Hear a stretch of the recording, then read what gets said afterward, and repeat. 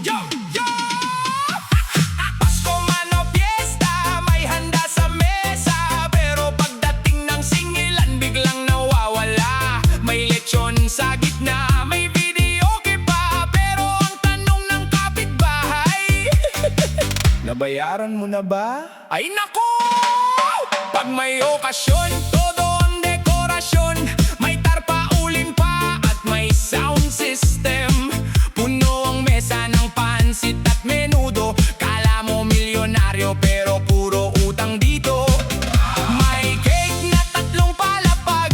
May litrato pa sa social media agad.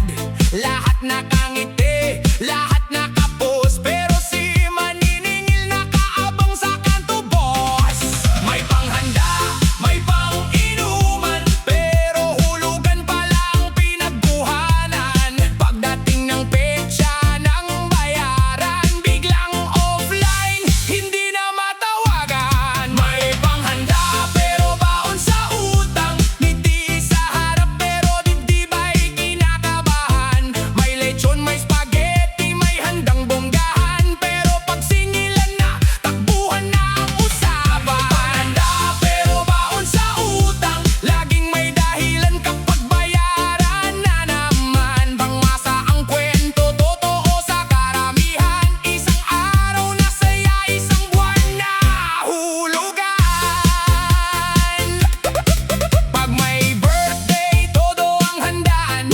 Kahit sweldo ay hindi pa dumarating naman. May videoke hanggang alas 2 ng umaga. Pero ang kuryente hindi pa pala bayad nga. May alak sa mesa, may pulutan pa. May palay video para makita ng madla. Sabi ng tropa, uy, ang yaman mo yata. Pero ang wallet puro resibo ang dala. Hindi masamang magdiwang at magsaya. Basta wag sobra kung hindi kaya. Mas masarap ang tahimik na handaan kaysa in grande pero puro utangan. Hoy, hoy, hoy, hoy, pare, makinig ka muna, hindi sukatan ang saya. Ang laki ng mesa, mas mahalaga ang payapang tulog kaysa tawag ng kolektor ang siyang bubungan.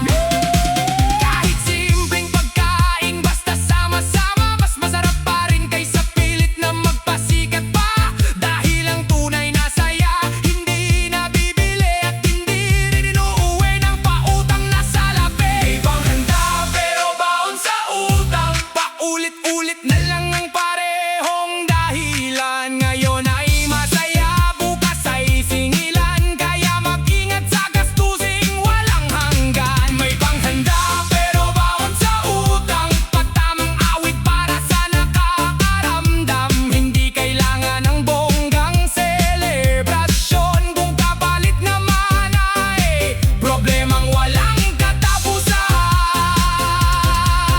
May lechon nga sa mesa, pero may utang naman sa likod ng pinto. Ayos lang magdiwang mga kababayan. Basta wag kalimutan ang utang binabayaran.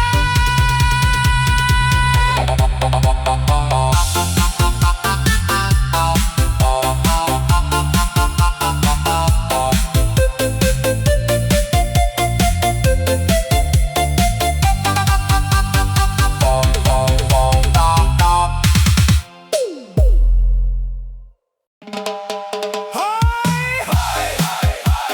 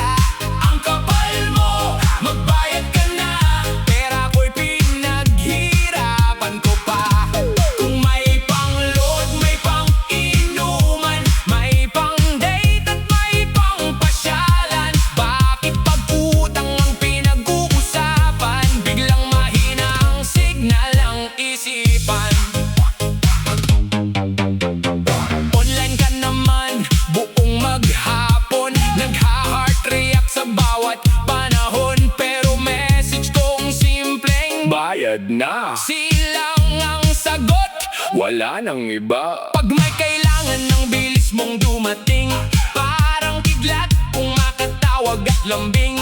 Pero pag oras na ng singilan, parang multong biglang nawawala sa daan. May pang milk tea, may pang bisyo, may pang pa-cute sa social media show. Pero ang utang mong matagal na, mukhang nakalimutan mo na yata.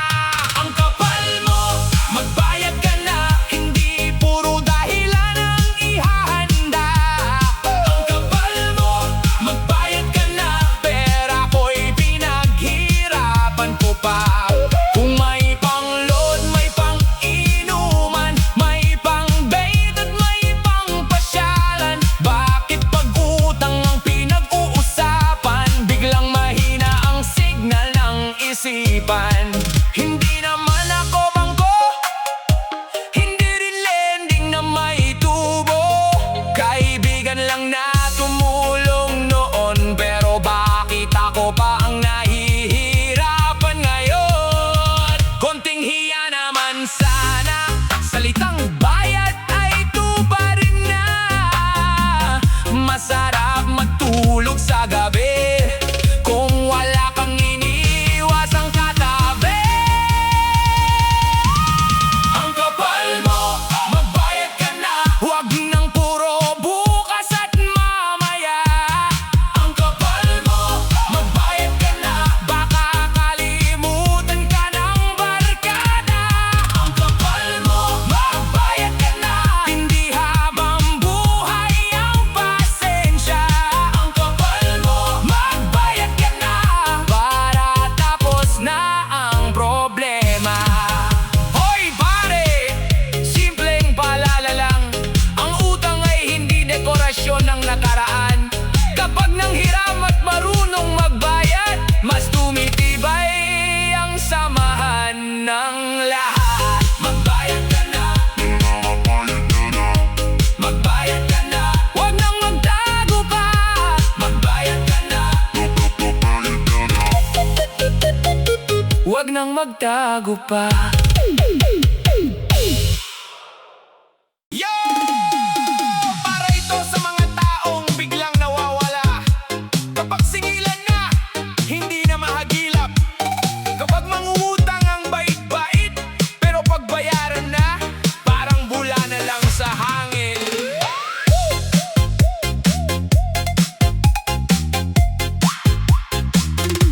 Nung una kang lumapit, nakangiti ka pa, sabi mo'y gipit ka lang, tulungan sana kita.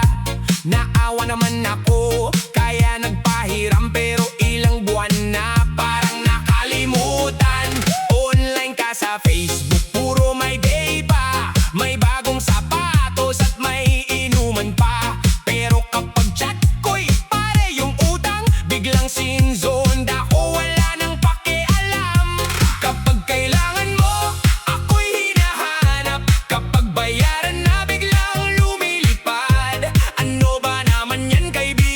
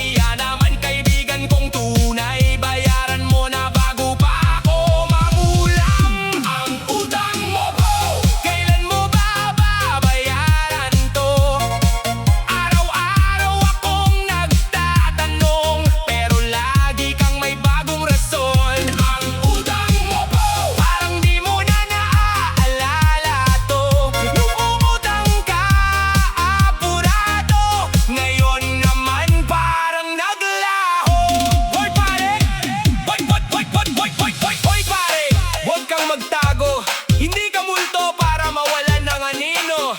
Kapag may handaan, ikaw ang una, pero sa bayaran, ikaw ang huli. Lagi ba? Hindi ako galit, gusto ko lang malinaw. Pera ko rin yan, pinaghirapan ko naman. Kung wala pa ngayon, magsabi ka ng totoo. Wag yung puro bukas-bukas hanggang tumubo. Maraming pagkakaibigan ang nasisira dahil sa utang na ayaw bayaran nila. Mas masarap matulog kapag walang atraso at mas magaan ang loob kung tapat sa tao.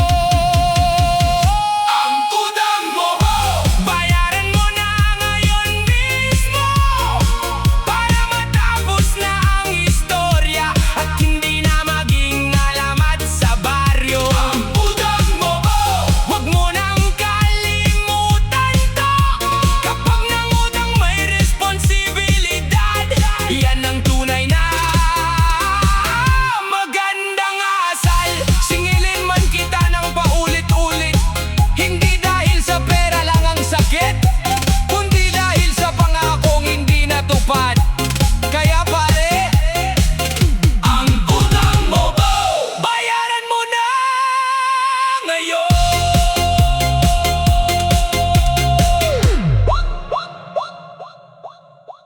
Oy mare, nasaan ka na? May tumakatok sa gate nyo, hindi si crush, hindi si kumpare. Maniningil yan mare, magtago ka na dali. Maagang maaga may tuktok sa pinto, kinabahan ka agad nagtago sa aparador mo. Sabi mo sa anak, sabihin mong wala ako, pero narinig ka nilang nanonood ng TV sa kwarto. May bagong bag, may bagong sapatos, may pang milk tea, may panggala halos. Pero kapag sinilan na ang usapan, biglang nawawala parang bula sa kalsada. Mare, mare, anong nangyari? Noong umutang ka araw-araw kang sweet sa akin, ngayon na due date, hindi ka na mahagilap kahit online ka. Season lang ang sagot. Mare, magtago ka na, may maniningil. Nasa labas na siya, medyo mainit ang kilay at ilong. Mare, magtago ka na, may maniningil. Baka pati kapitbahay nyo madamay sa gulo. Mare, magtago ka na, may maniningil. Pero tandaan mo, hindi habang buhay makakatakbo. Mare, magtago ka na, may maniningil. Ang utang ay bayaran, yan ang totoo. Noong kailangan mo, lahat ay tinulungan. Sabi mo pa noon, sa sweldo babayaran. Lumipas ang buwan, naging taon pa yata. Ang bayad na hinihintay naging alamat na. Kapag may handaan, ikaw ang bida. May lechon pat video ke hanggang madaling araw pa. Pero pagdating ng singilan ng utang, biglang walang signal ang buong kabahayan. Oy mare, huwag kang magalit, katotohanan lang naman ang umaawit. Hindi masama ang umutang tinggipi, pero mas maganda kung marunong kang sumulit. Huwag puro dahilan, huwag puro pangako, paulit-ulit na lang sawa na ang tako. Kung may konti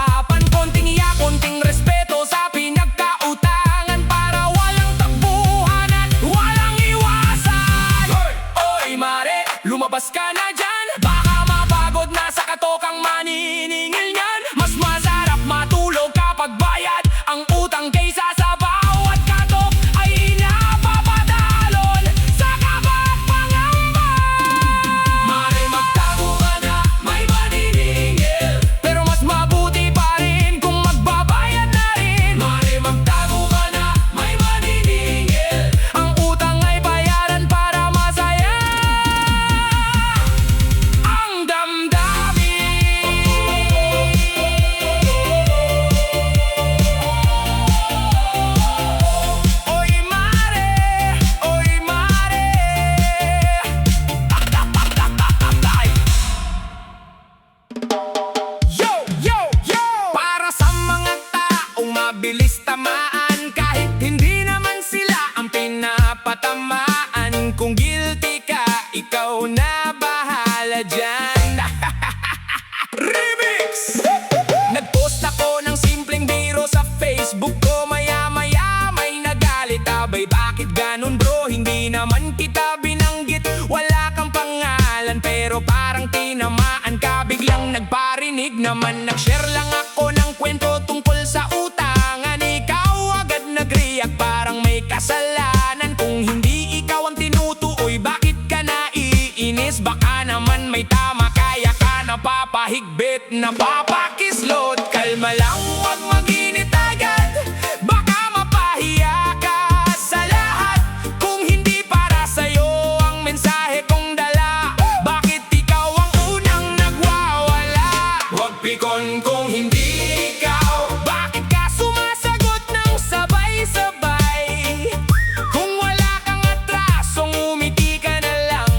At huwag nang maghanap ng dahilan. Huwag pikon kung hindi ikaw. Bakit ka nasaktan ng todo-todo ngayon? Kung hindi ka guilty, tuloy lang ang saya. Pero kung tinamaan ka, wala na akong magagawa. May nagsabi raw na may taong puro dahilan. Biglang nag-comment ka na parang inaaway ka naman. Hindi naman kita kilala sa kwentong iyon, pero ikaw ang unang nagbigay ng reaksyon. May patama tungkol sa tamad at reklamador. Ikaw agad nagalit parang ikaw ang direktor. Kung malinis ang budhi mo at wala kang atraso, bakit parang ikaw ang bida sa eksenang ito? Hoy, teka lang, huwag kang magalit. Hindi lahat ng post ay para sa iyo saglit.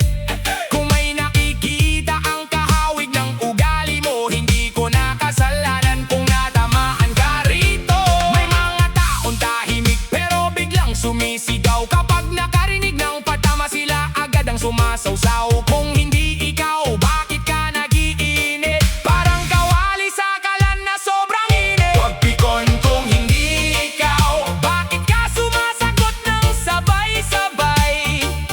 Kung wala kang atrasong umiti ka na lang.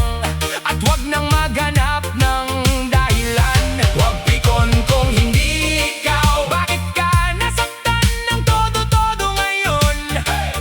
Kung hindi ka guilty, tuloy lang ang saya. Pero kung tinamaan ka, wala na akong magagawa. Tawanan lang, huwag seryosohin. Ang buhay ay maikli, huwag nang palalimin. Kung para sa'yo, tanggapin at magbago. Kung hindi naman ikaw, hayaan mo na ito. Huwag pikon kung hindi ikaw. Huwag agad mag-react na parang inaway. Kung alam mong wala kang pagkukulang, ngiti lang at huwag nang magdamdam.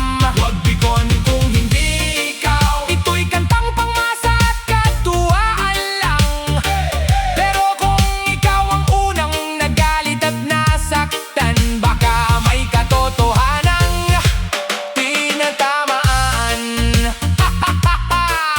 Kung hindi ikaw, chill ka lang. Pero kung napikon ka agad, ay nako, baka ikaw nga. Reggae Remix! Yo, yo, yo! Para ito sa mga mare na laging online, laging may story, laging may pa-shine. Pero pag singilan na ng utang, biglang nawawala na parang bula sa hangin. DJ, paandar! Mare, naaalala mo pa ba? No, kung gipit ka't wala kang makuha, ako ang unang tumulong sa'yo. Ngayon singilan na, bakit nagtatago? May pang milk tea, may pang buffet, may bagong sapatos na mamahalin eh. Pero pag-usapang bayaran na, laging sagot mo, Mare, next week na.